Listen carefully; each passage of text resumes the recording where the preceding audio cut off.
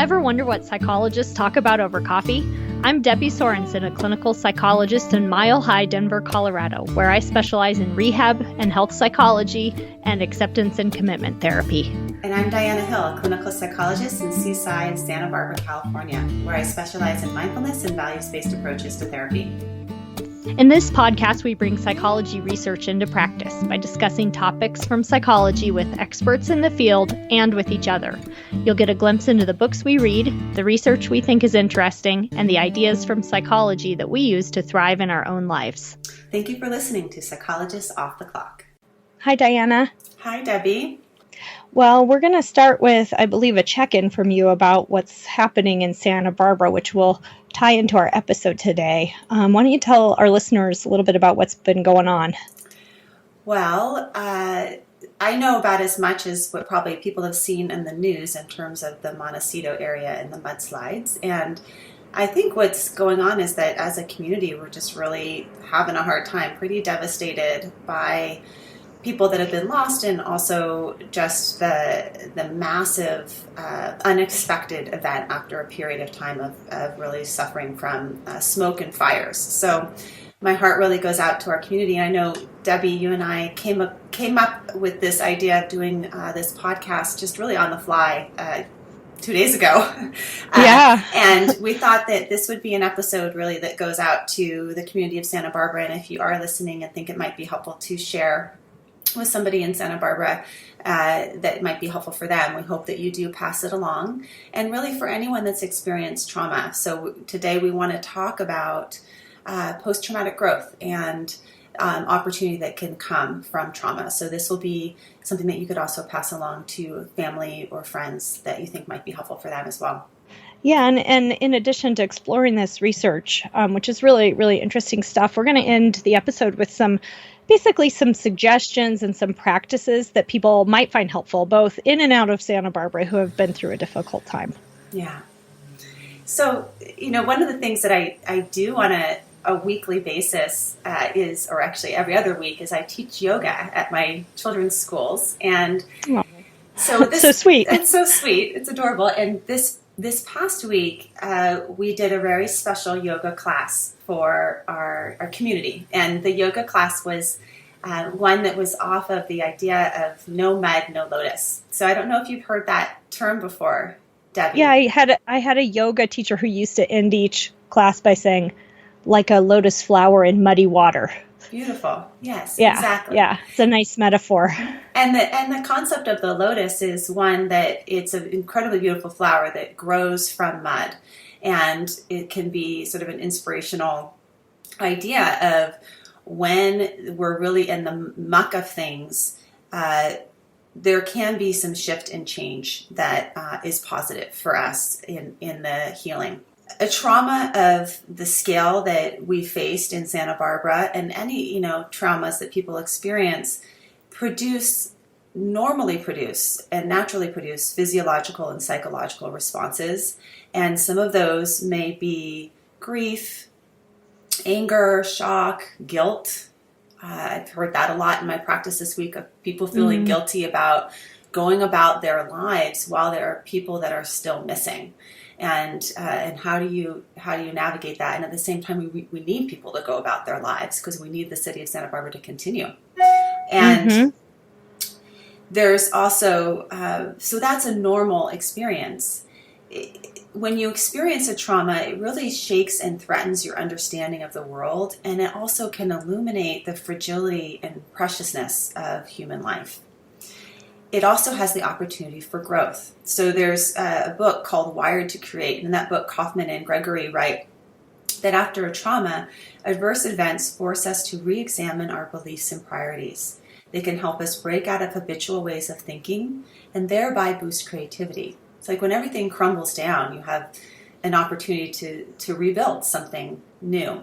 And some of your petty concerns that felt so important, like during the time when we were evacuated for the fires, all the events of the holiday season were just sort of postponed. We didn't do holiday parties. I didn't do holiday Christmas cards. Didn't do a whole lot of holiday shopping. It no longer seemed actually important. What seemed important was just being with my family, and that our house was okay and that my friends were safe. So petty concerns kind of, not that those things are petty, but you get really clear really fast what matters. Yeah, it can just get you out of the kind of routine, like concerns about daily life and into this grander perspective on things. Exactly. Yeah.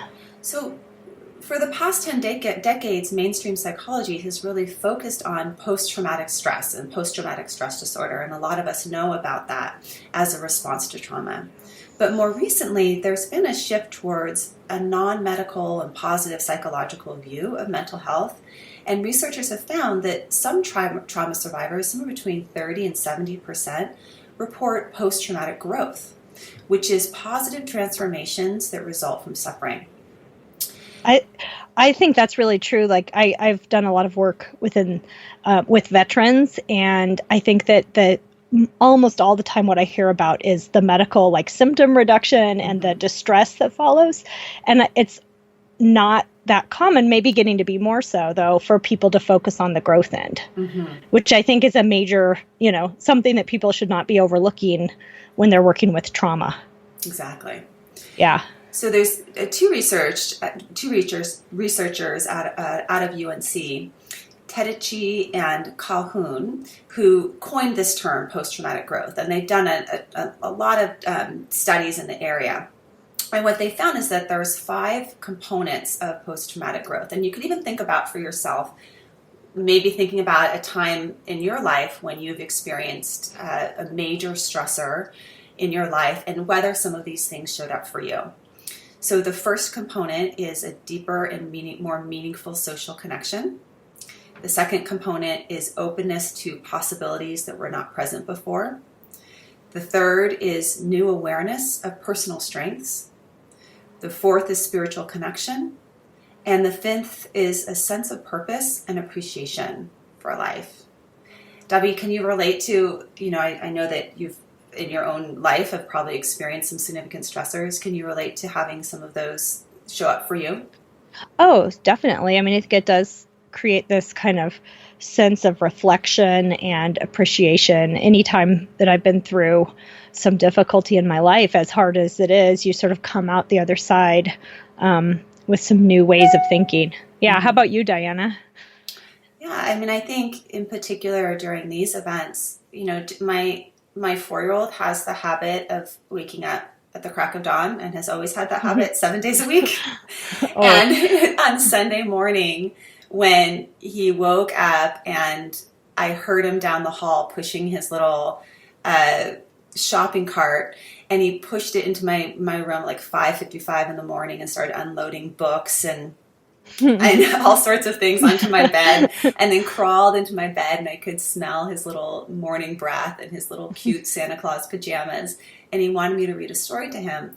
And in that moment in time, for whatever reason, I've been deeply impacted by the loss of children, and just the preciousness of being able to have my own child with me. And I know that there are still children that are missing and children that have died. That's a deep appreciation for life that I might have just usually been annoyed at him coming so early in the morning. That's the difference, I think, that a significant event like this can have in terms of focusing on what's important.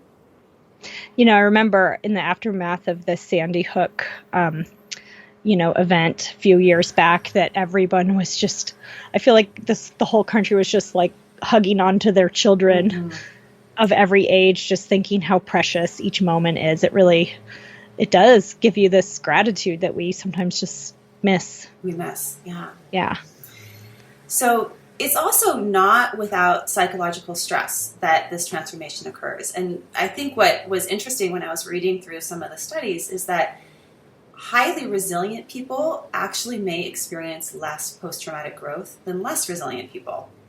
And having 2 effective coping strategies may actually prevent you from experiencing the magnitude of the pain that you need to make the seismic shifts. So we need to allow space to be in the mud for a while, and in order for the lotus to grow. So I don't want to do like a bypass straight to the lotus here. Like it's important that we sit in the mud of it and we feel it in our bodies. And I led a workshop yesterday with a Buddhist psychologist in Santa Barbara, and it was free to the community, whoever wanted to come. And we opened to talking, some of the people came in and talked about their experiences, and some of the words they used in their experience were things like, I don't have a clear sense of understanding of the meaning of this right now. I am still in confusion and shock, and my heart is so heavy. Or some people were talking about how they were reverting back to old patterns of behaviors that are unhelpful for them, like old addictions and struggles that they had. Some people were talking about how this trauma can activate old traumas and that feeling of being alone and helpless. And those are all experiences of the mud and the muck of it. And we need to allow space for that to be there as well. Yeah, I think it's really important that to note that post-traumatic growth and psychological distress can co-occur also. Like, I think we think of it as one or the other. Either you're distressed or you show growth. But in fact, they aren't exclusive of one another. And I think exactly what you said is right, that people who are sort of shaken up or who have some degree of that stress, that kind of emotional stress, are often the ones who have the most growth. And I read a book, What Doesn't Kill Us, The New Psychology of Post-Traumatic Growth by Stephen Joseph. And he writes that it's really in that struggle to make sense of the traumatic event that the growth can take hold. So if you don't have that struggle, the growth doesn't occur. Exactly. And I love this metaphor he gives. He calls it the theory of the shattered vase. And if you imagine this beautiful colored vase and you drop it and it shatters, there are a couple different things you could do. One would be to pick up the pieces and try to put it back the way it was before using tape and glue and whatever. But it will never really be the same. So that's one option. Another one would be to, throw all the shards into the trash can and just, kind of forget the whole thing and give up. But a third option is to build something new, like a colorful mosaic out of the shards. And instead of trying to make it the same as it was, accept the breakage and build something new and build yourself anew after a difficulty. I just love that metaphor. That's really beautiful. That actually makes me think of this. I had this beautiful Italian pot that my son ran his bike into and shattered. And so then what we did is we created a mosaic of our numbers of our house, like a number sign on a rock out of that. And it's even more, I actually even love that more than I loved the vase and the pot that he broke.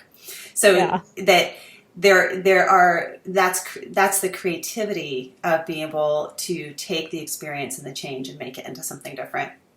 I was really shocked by some research on prisoner of wars, which veterans that found that there was 80 aviators that were shot down, imprisoned, and tortured during the Vietnam War. Of them, 61% of the sample tested reported psychological benefits from the experience. And they said the things that they experienced were things like increased self-confidence and a sense of what is important in life. And what was surprising is that the more severely the veterans were tortured, the more likely they were to report the post-traumatic growth. So just like you were saying, it's not without psychological distress. And in fact, the psychological distress may be the nutrients of the mud that allow the growth to occur. Right. There's another, No mud, no lotus. No mud, no lotus, exactly. There's another experience that we can have, which is when you've gone through a traumatic event, it can increase your psychological preparedness. So it actually can make you more resilient. So whereas resilience doesn't necessarily make you have more growth, going through a psychological event can and having post-traumatic growth, a result of that is becoming more resilient and more prepared for sort of to withstand future shocks. And in thinking about the community of Santa Barbara, we spent a long time in the fires, and the results of being in that situation of chronic stress with a fire actually built some strength in our community. Neighbors were talking to neighbors, checking in on people that we haven't called or checked in on in a long time. I had friends contact me that I hadn't heard from for a long time. There was also a strengthening of our community systems, like our first responders, the coordination between our mental health and other resources. And all of that actually prepared us for the mudslides. And, I think that's what's also a benefit, is that when we go through a traumatic event, we grow new systems of operating because of the traumatic event. Part of our healing is a strengthening of systems. And I think that people have experienced multiple traumas in their lives. They probably can relate to that sense of, oh my gosh, I know that I've been through something hard before, and therefore I can draw upon some of the strengths that I developed during that time. Yeah, it makes people almost more adaptable. Going through difficulty makes it so that you can weather many storms in life and changes, unexpected ones. Mm-hmm. Yeah. You certainly can see that for people when they've had 1, 2, or 3 children. By the time they're on their 3rd child, it's like no biggie, right? In terms of some of like sweating the small stuff, because they've been through it. They know, like, oh yeah, just let them cry. They'll figure their way to fall asleep. Right. The things that overwhelmed you at first. It's like, okay, I got this. You got this now. And so we can think about that as well when we're going through a pretty significant stressor, that this is strengthening us for future stressors. No one is immune. And I often think about Kelly Wilson's book that he wrote. It's called Things Might Go Terribly, Horribly Wrong. And when he was in our workshop, he said he wished that he had renamed it to Things Will Go Terribly, Horribly Wrong. At some point. At some point they will. And so these are all opportunities. Another, I think, important part of thinking about psychological trauma and stress is that oftentimes we have this really negative connotation and fear about stress. And this is something that's been really promoted more recently in mainstream news and media, which is stress will kill you. And this whole sort of focus on cortisol and how it's really not good for our systems, our immune systems. And there's actually some pretty strong research out there that it's not stress that is the problem. It's actually our beliefs about stress, and how we think about stress influences its impact on us. And so Kelly McGonigal, who has written a couple of books, she wrote a book called The Upside of Stress. She's a Stanford professor. And in that book, she goes through and talks about the latest science demonstrating that how we think about stress significantly influences its impact, or its physical impact on us. So having a view that stress is bad for your health, and then using avoidance strategies to manage stressors, so things like numbing out or suppressing emotions, or avoiding through substances, having that view predicts negative health impacts. But in contrast, if you think about stress as an opportunity for growth, and you cope with stress more proactively, like managing problems that can be solved, finding meaning, developing a social network, or developing acceptance, you can really transform stress into a stimulus that makes us stronger, smarter, more successful, more compassionate, and more courageous. How you think about it matters, and this is the idea behind mindset. So our expectations and our mindset can actually influence our outcomes. One thing that Katie McGonigal talks about is some research out of Stanford as well, where they had people undergo some very sort of stressful event, which was doing sort of a mock job interview where they're given critical feedback. And they measured their saliva levels of 2 hormones that are released during stress, cortisol and DHEA.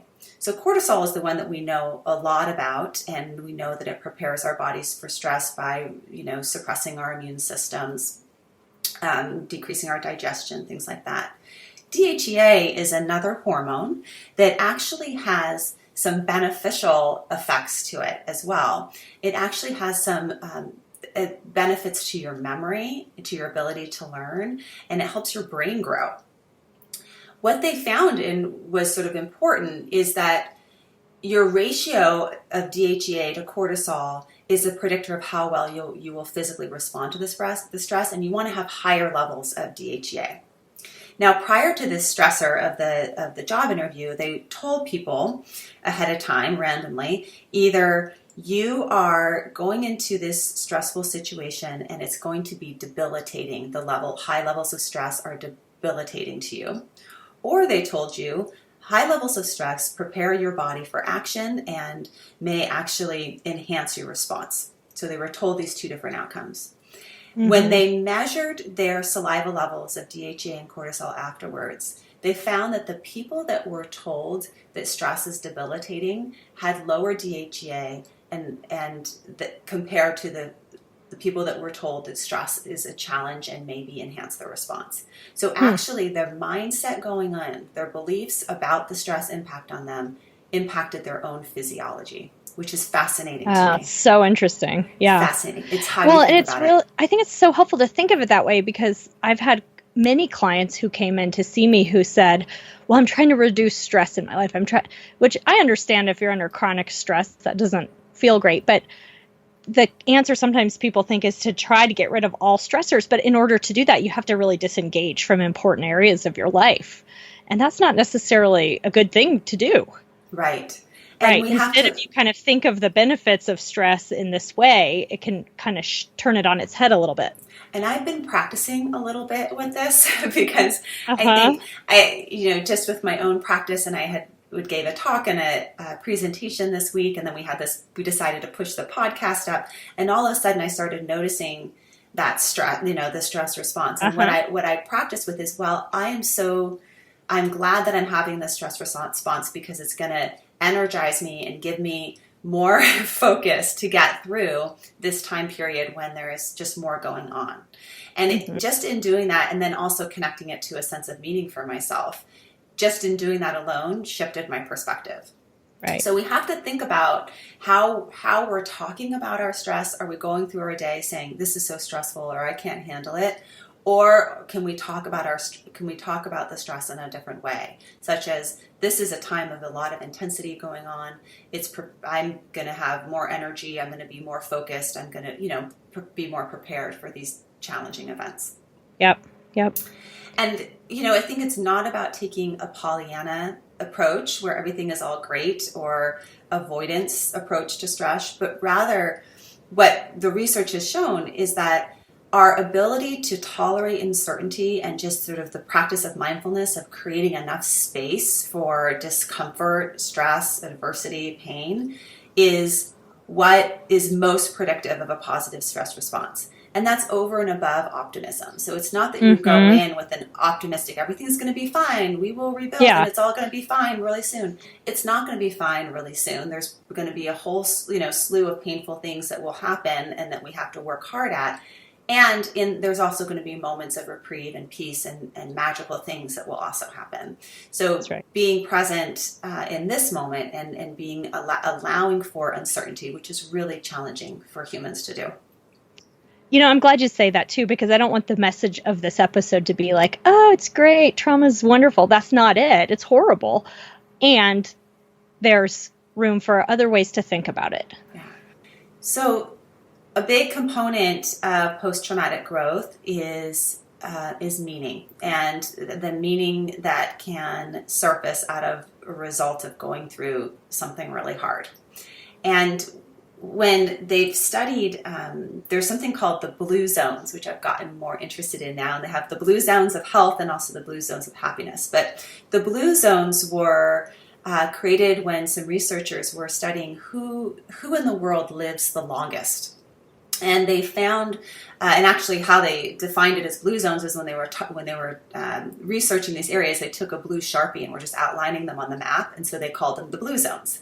But there's areas of our world where people live significantly longer in these small communities.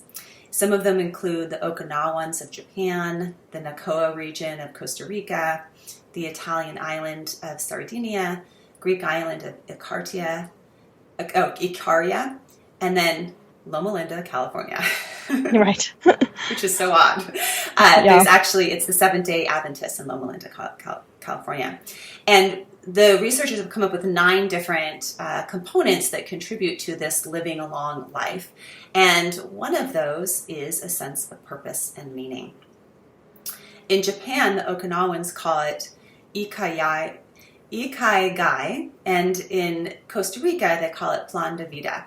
And both of these translate to why I wake up in the morning. There's a reason why you're waking up. And having a sense of purpose has been shown through this research is equivalent of increasing your life expectancy by up to 7 years. So having a meaningful life is different than a happy life. And psychologists sort of distinguish these two terms, a happy life being hedonic well-being, and that's the sort of search for more things that will make you happy. The kitchen remodel or the, new car or the new job. Or pleasure. Or yeah, pleasure. it's like some sort of pleasure type happiness. And our happiness set point tends to just go back to its same place, after a period of time of pursuing this hedonic well-being. Yeah, it's short-lived usually.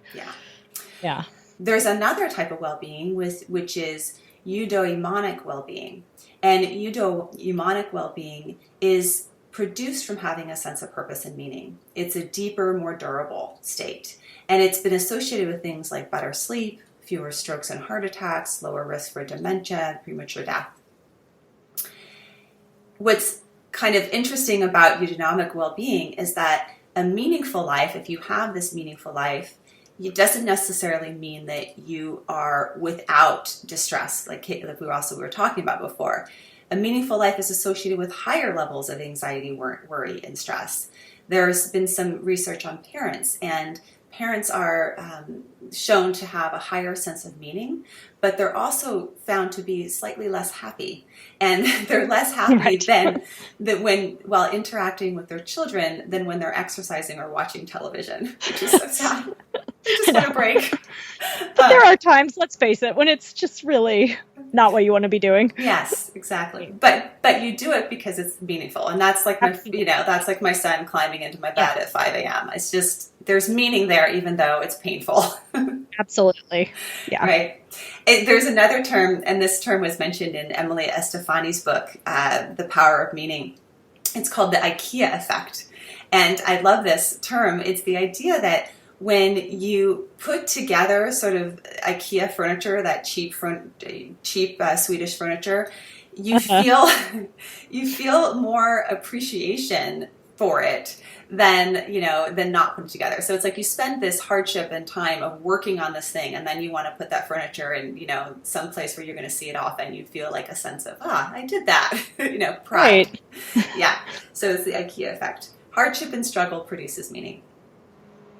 In her book, The Power of Meaning, Emily Estefani Smith, she writes about 4 aspects to meaning. And the first one is to have a sense of purpose. And I think as ACT therapists, we think of purpose as being linked to our values. What matters to you, and are you acting in line with the type of person that you want to be? When I was, again, thinking about the first responders or other people in our community that are showing up, they're demonstrating whether they're religious leaders or people that are offering to take in cats, everyone's purpose is a little bit different, right? And it's more of a what matters to you.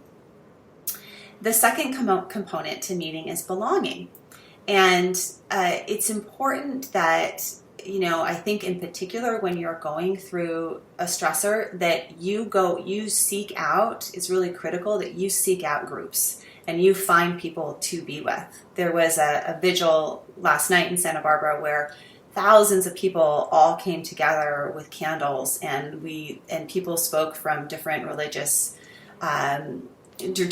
leaders in the community as well as in the government came and spoke to us, and it was pretty moving just to be all in one place and to sing together and hold a candle together.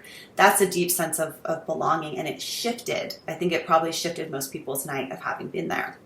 Mm-hmm. But it's also important to have sort of high quality connections and to have these even short-term meaningful high quality connections throughout our day. They can be even just your interactions with the person that you buy coffee from. Or for me, when during the fires, I go and get my chicken feed from this little shop called Island Seed and Feed out in Goleta. And for years, I've been going there and talking to the owner and talking to the chicken lady there, and she knows everything about chickens. And We when we had evacuated, we kind of had gone through all of our neighbors and our family members to be able to feed our chickens, and we were kind of stuck because there was our house, no one could access it, and we were very far away, and I was worried about coming home to all these dead chickens. And so I thought about, the people at Island Seed and Feed, and I gave them a call, and they came out all the way, and they went past the police lines to come feed our chickens. I know, it's so sweet. Wow. And that was built on small, high quality connection over time. Yep. We need those as humans to survive. We need to be able to lean on each other that way and be able to see each other in that way. Yeah. Social connection is crucial for humans. And that also links back to the Okinawans who live those long lives and are also so happy. They have a group called, it made me think of our little group, Debbie, but they have a group called Moais. And what Moais are is a group of 5 friends who are 5 friends for life. And they commit to each other to be support financially, emotionally, and social assistance for life, no matter what. Wouldn't that be, isn't that nice to think of? You have, it's not just your family, it's your group of friends. That may also lead to their long lives. Mm-hmm. The third component of sense of meaning is storytelling. And I think that oftentimes when I'm working with people that have been through a trauma and they're coming to my office, that's sort of the foundation of the first part of trauma work, is having people tell the story, whether that's in exposure work or other types of therapy, that it's really important to be able, as humans, we need to create a narrative and share that narrative with others. It's very important in the healing process. What about your experience with veterans?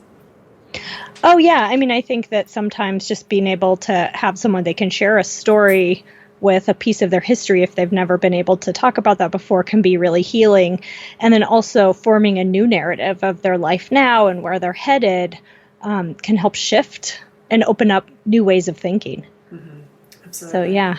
And then the fourth component is transcendence. And the word transcend comes from the word to climb to a higher place. And I think that part of a sense of meaning is also losing sense of self to some degree into a greater, whatever it is, that you have a higher reality. Some people find this through spirituality, other people find it through nature, some people find it through just love and being with people. So those are the 4, and I really highly recommend that book, The Power of Meaning by Emily Estefani Smith. Yeah, I started reading it at your suggestion and a couple episodes back. It's really good, and I've already told several of my clients about it, actually. And the irony very is, powerful book. I was reading that during the fires, and then it's been like such a resource for me since then. So it's really perfect. Yeah, wonderful. So to live a meaningful life, you must live a psychologically flexible life. Debbie, do you want to speak a little bit to what psychological flexibility is? Yeah, this is a term we are both familiar with because of acceptance and commitment therapy, which we both use in our practice. And it's basically that whatever comes up internally, whether it's emotions, thoughts, memories, sensations, that you're able to continue to, move in the direction of your values, even when you're faced with difficulty, and to be able to change what's not working and move forward in new ways and be more flexible in general. And so I think that you can see that in post-traumatic growth, that even when you're going through a difficult time, when there's all this adversity in your life and you're afraid and uncertain about what's going to happen, all that may arise, and you can still continue to be the person that you want to be and to live a values-driven life. Mm-hmm.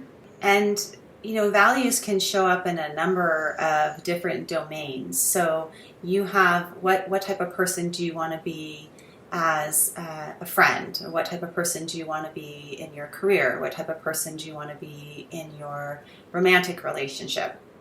And one of the things about values is that it's really yours to be decided, much like a favorite color, where Debbie, your favorite color may be purple and mine may be blue, and blue is no better than purple. Right. So we start to, ask those questions when I think in particular, when you've gone through a trauma, it gets more clear what's important to you. And you can think about values as sort of being like a compass, and you can point north at any point in time and take a step in the direction of north. Likewise, you can take a step in the direction of your values at any point in time.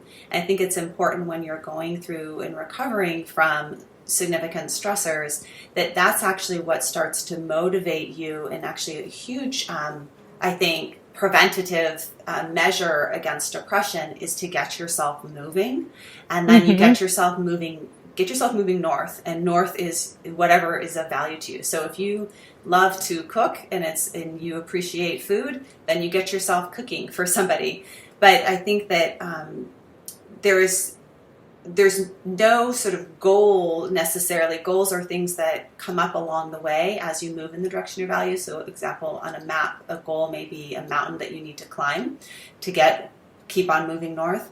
But values, you never get there. So that's, I think, getting clear on those and then making some concrete movements could be very helpful. Sort of actively cope by continuing to move toward your values always. Exactly. You never get to that end point. So Debbie, you wanted to talk about some tips that people could have for responding to trauma and stress. Yeah, so we hope these will be some helpful suggestions for people who have been through some difficulty, whether it's recently or, a while ago. So we kind of boiled down what we've been reading into a few different, sort of strategies or suggestions. So the first one important thing is to give yourself some time, especially, if, for instance, folks are listening from Santa Barbara, this is really still happening. It's very recent. And typically what will happen with trauma is that most immediate concerns are related to just sort of survival and making it through and the immediate emotional aftermath. So, the growth part comes later after you've kind of processed it and start moving forward. And after doing the work to change your perspective and build new schemas and find meaning and strength and wisdom. So just remember that this is a process, and I think the fear I have around doing an episode like this is that it can add a burden that you're supposed to react in a certain way or in a certain time frame. I think that instead just to recognize that there is no time frame and that this is really a process. Thank you for that. It's important.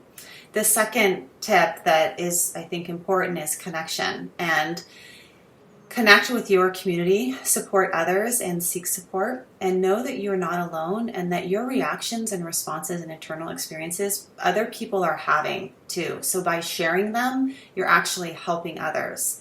When I hear someone else's story and I can relate to it, it actually gives me a sense of relief. So share your story and listen to other people's stories. It's an important part of post-traumatic growth and can also increase your appreciation for the people that you love. Yeah, absolutely. Okay, tip 3. So sometimes it can be really helpful to actually reach out to a professional if you need to. First of all, sometimes there really is a high level of emotional distress that's so high that it makes it really hard to move into that growth part. And so if you're finding that you're having really serious symptoms like PTSD symptoms or really serious depression, there are some really effective targeted treatments. A few of the evidence-based ones for PTSD include prolonged exposure therapy, cognitive processing therapy, acceptance and commitment therapy, etc.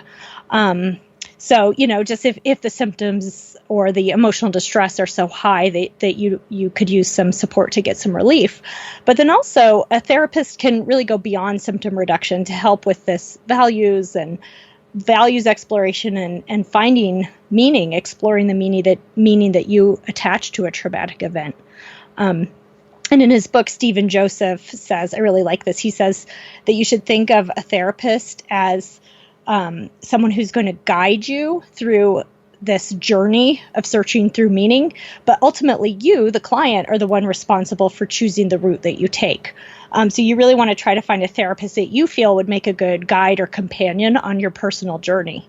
But really you're going to be the one who finds your own meaning. Nice. Yeah.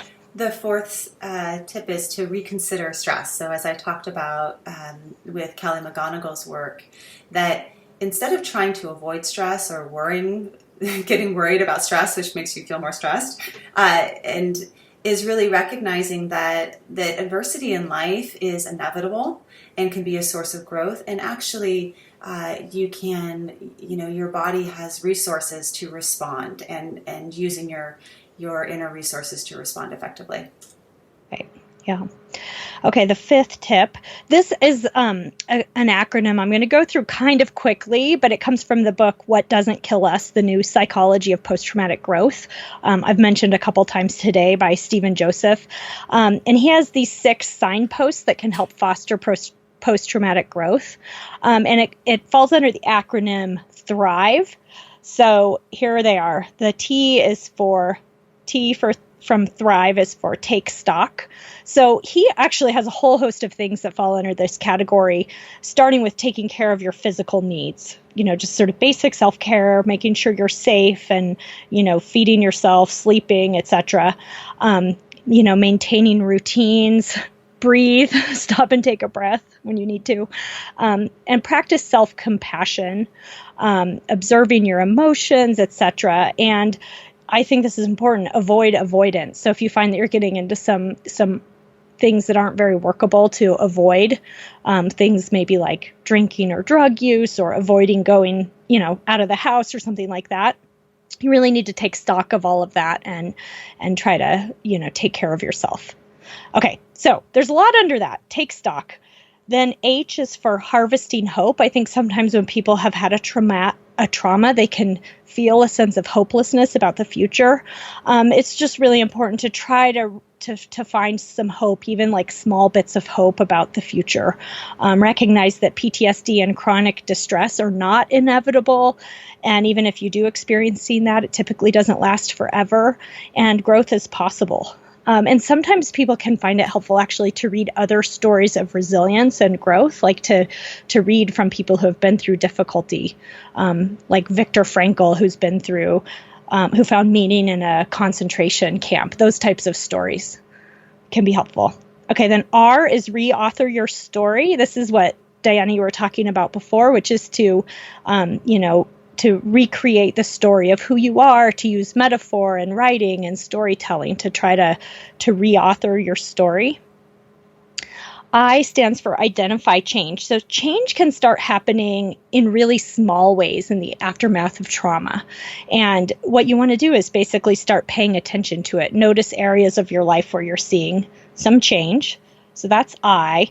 And then V is value change. So basically when you start to notice these little changes, you want to nurture them and nurture these changes that you've identified in yourself. And then E is for express change in action. So basically finding that bigger sense of growth through new behaviors. So kind of taking those changes and taking the growth that you're doing and expressing it in your life. So that was really quick, but you can read more in his book. But again, the acronym for THRIVE: take stock, harvest hope, re-author your story, identify change, value change, and express change in action. Great. And we can put those up on our website too, if you want to write that. Oh, good idea. Yeah, good idea. The next tip is to use expressive writing or journaling to explore your emotions, meaning, and values. I think this can be really powerful and help you in identifying change, but also be a way to tell your story and reframe the narrative of what's happened. And there's been a tremendous amount of research on expressive writing and being able to find, in particular, the practice of finding meaning out of trauma by writing about that it actually has very significant benefits in terms of reducing symptoms of PTSD. So that is one of actually the primary interventions by Pennebaker and others for PTSD symptoms, is doing some expressive writing. Mm-hmm. Mm-hmm. Yeah.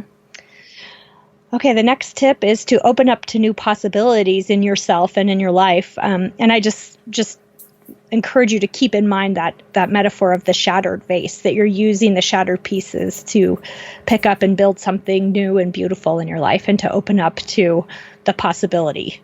Yes. And then finally, most importantly, is explore your own values, find your own meaning. Having a sense of purpose and using and creating a practice out of that.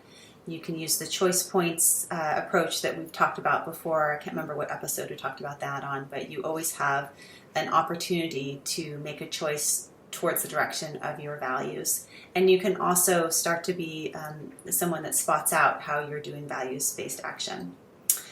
So those are our 8 tips, and we just really, our hearts go again out to the community of Santa Barbara, but also out to the many, all of us that have suffered at some point in our life through adversity. No one is immune to it. Things will go terribly, horribly wrong. I guarantee it at some point.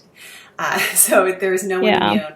And I think as just sort of the humanity and as a community of humans, we can support each other in taking some steps towards weathering trauma and growing from it.